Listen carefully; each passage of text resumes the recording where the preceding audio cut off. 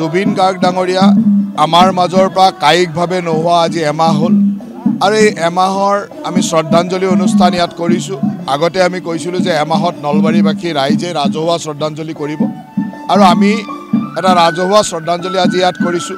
তেখেতৰ গীতেৰে বিভিন্ন তেখেতৰ সৃষ্টিশীল কামৰ মাজেৰে তেখেতক আমি শ্ৰদ্ধাঞ্জলি জনাইছোঁ আৰু এই অঞ্চলতে শ্ৰদ্ধাঞ্জলি দিছোঁ য'ত জুবিন গাৰ্গ ডাঙৰীয়াৰ নামত এখনি নগৰীয়া বন উদ্যান আমি কৰিম। এই অঞ্চলটো জানে যে ইয়াত PWDৰ IB আছিল আগতে।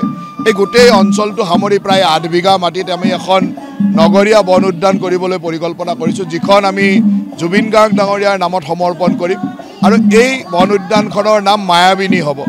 এই মায়াবিনী নামে তেখেতক সদায় জীয়াই ৰাখিব, তেখেতক সদায় অমৰ কৰি ৰাখিব আৰু এই বন উদ্যান তেখেতে নিজেও গছ ভাল পাইছিল। তেখেতৰ গছ ৰুই আমি ইয়াত সুন্দৰ গছৰ এটা উদ্যান কৰি তেখেতক আমি চিৰদিন জীয়াই ৰাখিম। সন্মুখতে তেখেতৰ এটা প্ৰতিমূৰ্তি আমি স্থাপন কৰিম। জুবিন গাৰ্গ ডাঙৰীয়াৰ প্ৰতি এইটো আমাৰ প্ৰকৃত শ্ৰদ্ধাঞ্জলি হ'ব আৰু এই যিখন বন উদ্যান হ'ব, এই বন উদ্যানখন আমি মায়াৱাকী পদ্ধতিৰে কৰিম, য'ত অতি কম দিনৰ ভিতৰতে এখন অটব্য বা ডাঙৰ অৰণ্য গঢ়িব পাৰিম। সেইধৰণে আমি কামখিনি কৰিবলৈ আগবাঢ়িছোঁ। জুবিন গাৰ্গৰ নামেৰে আমি ৰাস মহোৎসৱতো এটা কাৰ্যসূচী ল'ম। আজি আমাৰ সাধাৰণ সভা আছে।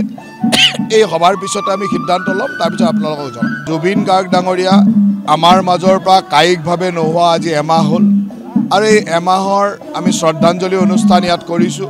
আগতে আমি কৈছিলোঁ যে এমাহত নলবাৰীবাসী ৰাইজে ৰাজহুৱা শ্ৰদ্ধাঞ্জলি কৰিব আৰু আমি এটা ৰাজহুৱা শ্ৰদ্ধাঞ্জলি আজি ইয়াত কৰিছোঁ।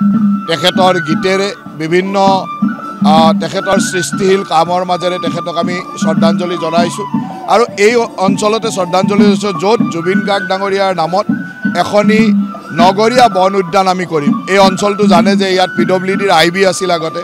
এই গোটেই অঞ্চলটো সামৰি প্ৰায় 8 বিঘা মাটিত আমি এখন নগৰীয়া বন উদ্যান কৰিবলৈ পৰিকল্পনা কৰিছোঁ, যিখন আমি জুবিন গাৰ্গ ডাঙৰীয়াৰ নামত সমৰ্পণ কৰিম আৰু এই বন উদ্যানখনৰ নাম মায়াবিনী হ'ব। এই মায়াবিনী নামে তেখেতক সদায় জীয়াই ৰাখিব, তেখেতক সদায় অমৰ কৰি ৰাখিব আৰু এই বন উদ্যান তেখেতে নিজেও গছ ভাল পাইছিল। তেখেতৰ গছ ৰুই আমি ইয়াত সুন্দৰ গছৰ এটা উদ্যান কৰি তেখেতক আমি চিৰদিন জীয়াই ৰাখিম। সন্মুখতে তেখেতৰ এটা প্ৰতিমূৰ্তি আমি স্থাপন কৰিম। জুবিন গাৰ্গ ডাঙৰীয়াৰ প্ৰতি এইটো আমাৰ প্ৰকৃত শ্ৰদ্ধাঞ্জলি হ'ব আৰু এই যিখন বন উদ্যান হ'ব, এই বন উদ্যানখন আমি মায়াৱাকী পদ্ধতিৰে কৰিম, য'ত অতি কম দিনৰ ভিতৰতে এখন অটব্য বা ডাঙৰ অৰণ্য গঢ়িব পাৰিম। সেইধৰণে আমি কামখিনি কৰিবলৈ আগবাঢ়িছোঁ। জুবিন গাৰ্গৰ নামেৰে আমি ৰাস মহোৎসৱতো এটা কাৰ্যসূচী ল'ম। আজি আমাৰ সাধাৰণ সভা আছে। এই সভাৰ পিছতে আমি সিদ্ধান্ত ল'ম, তাৰপিছত আপোনালোকক জনাম।